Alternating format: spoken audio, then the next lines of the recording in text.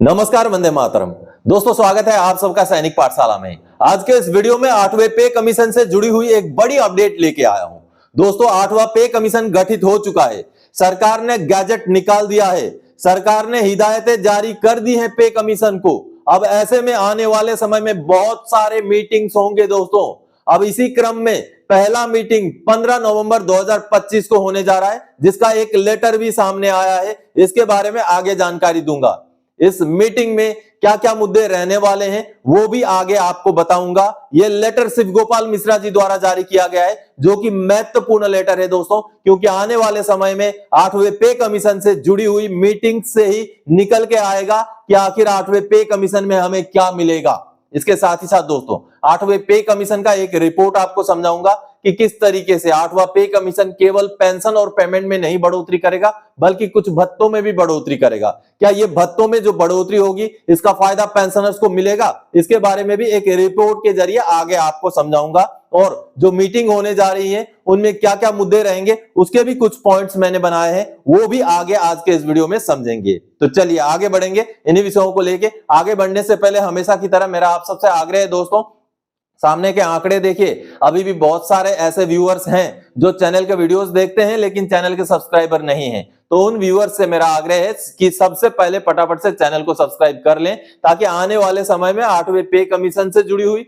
या आपके फायदे से जुड़ी हुई हर एक जानकारी का नोटिफिकेशन आपको मिले और आप जानकारियों से महरूम ना रहें। चैनल सब्सक्राइब करना फ्री ऑफ कॉस्ट है, वीडियोस देखना भी फ्री ऑफ कॉस्ट है। बस आप सैनिक पाठशाला को प्रोत्साहन करने के लिए चैनल को सब्सक्राइब करें, दोस्तों के साथ शेयर करें और लाइक भी जरूर करें। चलिए अब आगे बढ़ते हैं दोस्तों।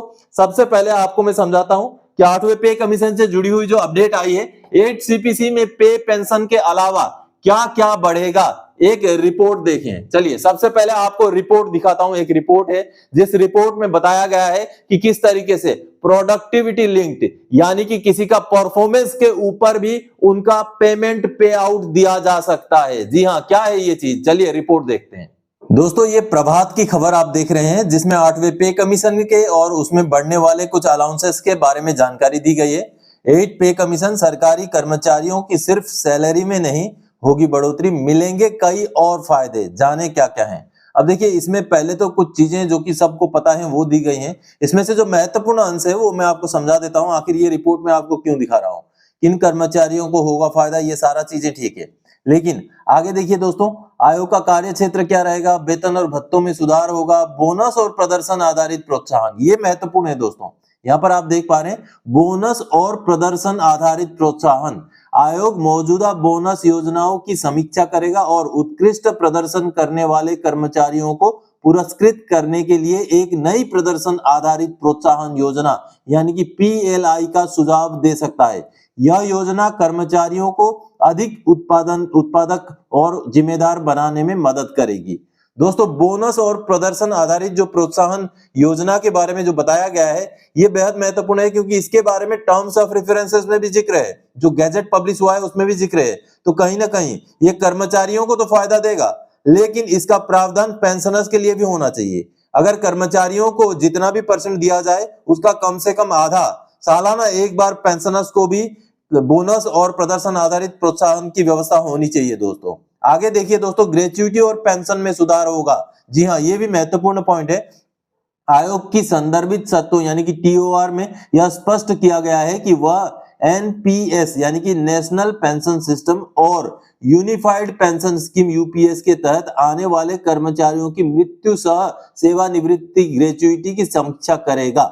ये तो हो गया एनपीएस और यूपीएस की बात। अब आगे देखिए दोस्तों, जो कर्मचारी एनपीएस के अंतर्गत नहीं आते हैं, यानी कि जो कर्मचारी ओल्ड पेंशन स्कीम वाले हैं, जो हमारे बारे में बात हो रही है, जो कर्मचारी एनपीएस के अंतर्गत नहीं आते हैं, उनके लिए भी ग्रेच्युटी और पारंपरिक पेंशन में सुधार की सिफारिशें दी जाएंगी। इससे सेवानिवृत्ति के बाद कर्मचारियों की वित्तीय सुरक्षा मजबूत होगी।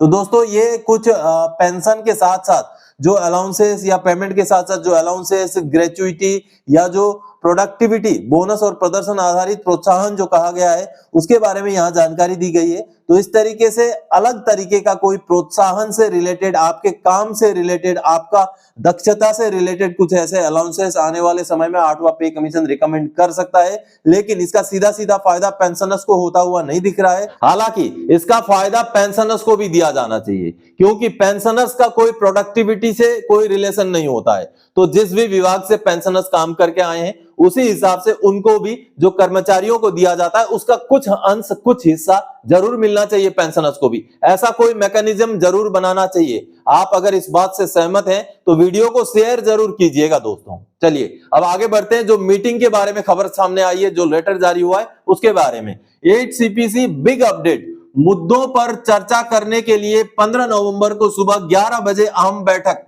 लेटर जारी। जी हां दोस्तों अब 8वें पे कमीशन में जो मुद्दे विचार विमर्श करने हैं, जिन मुद्दों को लेकर सरकार के ऊपर दबाव बनाया जाना है, या तो फिर जिन मुद्दों को 8वें पे कमीशन से पारित करवाना है, उन मुद्दों को अब लेकर के डिस्कशन होना जरूरी है, मीटिंग्स होना जरूरी है। मीटिंग्स पे कमीशन के साथ भी होगी, जो कमिटी बनी है उसके साथ भी होगी, जो कर्मचारी संस्थाएं हमारे उनकी भी होगी, NCJCM की भी आपस में होगी। तो ऐसे मीटिंग्स अब होते रहेंगे। अब इससे जुड़ा हुआ एक जानकारी सामने आया है दोस्तों कि 15 नवंबर 2025 को सुबह 11 बजे दिल्ली में एक मीटिंग होने जा रही है, जिसका लेटर शिव गोपाल मिश्रा जी ने जारी किया है। चलिए लेटर देख के समझते हैं।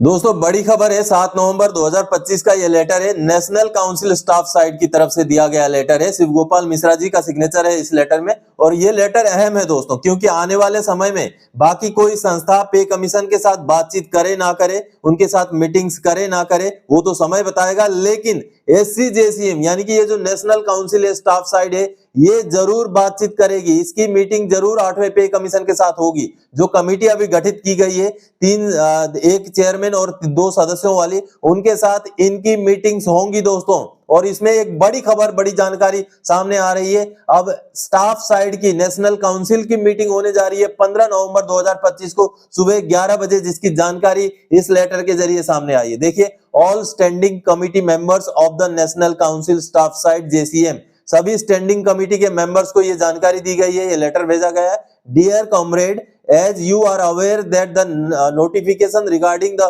formation of 8 pay commission has been issued by the government of India by its gazette notification dated 3 नवंबर 2025। क्योंकि आप सबको पता है कि भारत सरकार ने 8वां पे कमीशन को गठित करने का गैजेट 3 नवंबर 2025 को पब्लिश कर दिया है, निकाल दिया है। आगे क्या कहा गया देखिए, hence it has been decided that a meeting of standing committee members of National Council JCM staff side regarding for discussion relating to the 8 CPC matter to be held on 15 November 2025 at 1100 AM at the Secretariat of National Council Staff Side JCM 13C Firoz Shah road, new Delhi. यानी कि दोस्तों 15 नवंबर 2025 को इन्हीं बातों के ऊपर discuss करने के लिए, 8वें पे कमीशन की जो भी मुद्दे हैं उनके ऊपर चर्चा करने के लिए एक मीटिंग होने जा रहा है दिल्ली में।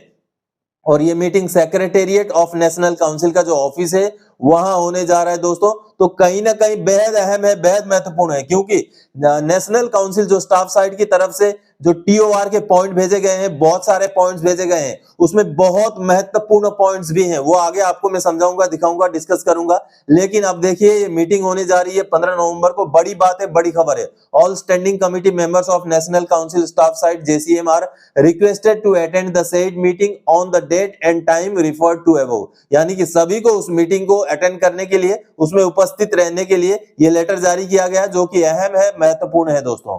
तो आप सबने देखा दोस्तों, ये NCJCM की मीटिंग है। अब इस मीटिंग में क्या क्या पॉइंट्स हो सकते हैं, क्या क्या मुद्दे हो सकते हैं, सोशल मीडिया के जरिए कुछ मुद्दे सामने आए हैं वो भी बताऊंगा। इससे पहले आपको जो सरकार ने संसद के पटल में NCJCM के जो मुद्दे रखे थे वो भी आपको दिखाऊंगा। चलिए, सबसे पहले मुद्दे क्या हो सकते हैं। फिटमेंट फैक्टर 2.86 से कम ना हो, ये मुद्दा हो सकता है। फैमिली यूनिट जो मिनिमम पेमेंट को तय करता है वो 3.6 से 5 के से कम ना हो, 3.6 या 5 के बीच में रहे।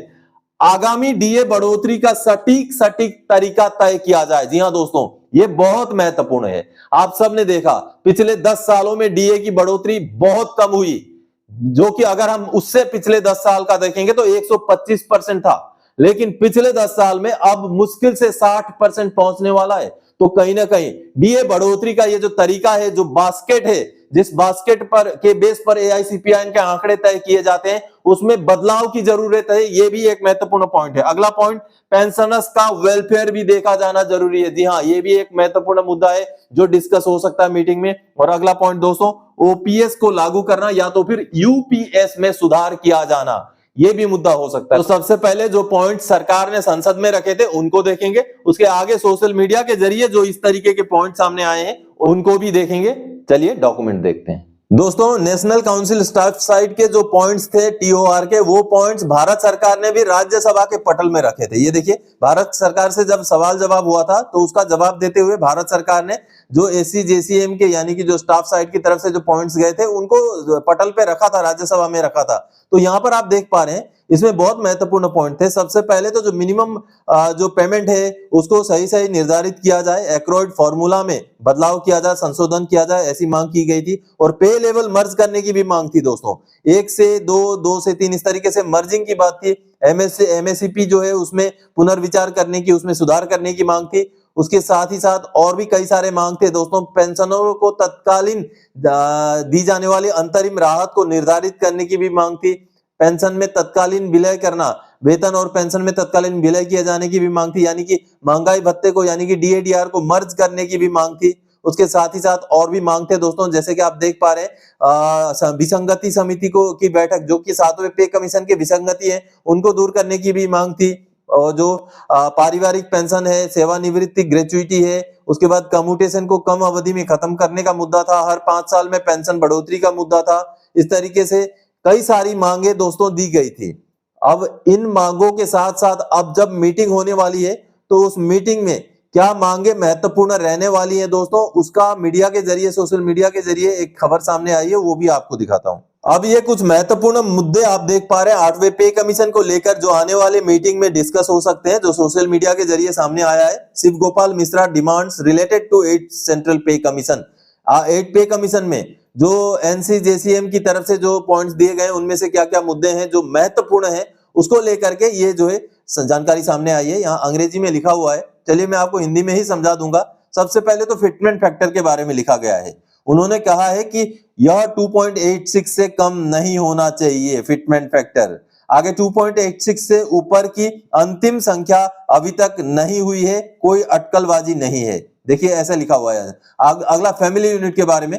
फैमिली यूनिट परिवार इकाई, यानी कि वह चाहते हैं कि परिवार की इकाई 5 मानी जाए, न कि 3। हालांकि जो टर्म्स ऑफ रेफरेंसेस के पॉइंट लिखित में गए हैं वहां पर 3.6 की मांग की गई है। अगला जो पॉइंट है उसमें लिखा गया माता पिता को कर्मचारी की परिवार में जाना जाए या गिना जाए, पेरेंट्स को भी कर्मचारी में इंक्लूड करने की यहाँ पर बात हुई है। अगला डियरनेस अलाउंस और डियरनेस रिलीफ, इन्फ्लेशन के हिसाब से इसको तय करने के बारे में भी बातचीत हो सकती है, जो अहम मुद्दा है। मूल्य सूचकांक और बास्केट पुराने हो चुके हैं। जी हाँ, जो जिन चीजों को लेकर के उपभोक्ता मूल्य सूचकांक बनाया जाता है उनको बदलने की जरूरत यहाँ पर दिखाई गई है। आज के खर्चा यानी कि उदाहरण के लिए डेटा लागत और वर्तमान खपत के अनुरूप बास्केट को अपडेट किया जाना चाहिए, ये भी एक महत्वपूर्ण मुद्दा रहने वाला है दोस्तों। आगे कुछ और मिसलेनियस पॉइंट्स है, अदर पॉइंट्स जैसे आप देख पा रहे हैं अन्य पॉइंट्स हैं। मीटिंग महत्वपूर्ण है, अहम है, तो इस मीटिंग में जरूर कर्मचारियों और पेंशनर्स के वेलफेयर से जुड़े हुए मुद्दे डिस्कस होंगे, जो कि 8वें पे कमीशन के टेबल तक पहुंचने हैं दोस्तों। इसलिए ऐसे जो मीटिंग्स होंगे उन पर हमारी नजर रहना बहुत जरूरी है। तो दोस्तों, आज के इस वीडियो में इन्हीं जानकारियों के साथ आया था। आगे और कोई जानकारीदायक आपसे सरकार रखने वाला विषय लेके मैं फिर से हाजिर हो जाऊंगा। तब तक के लिए जय हिंद दोस्तों।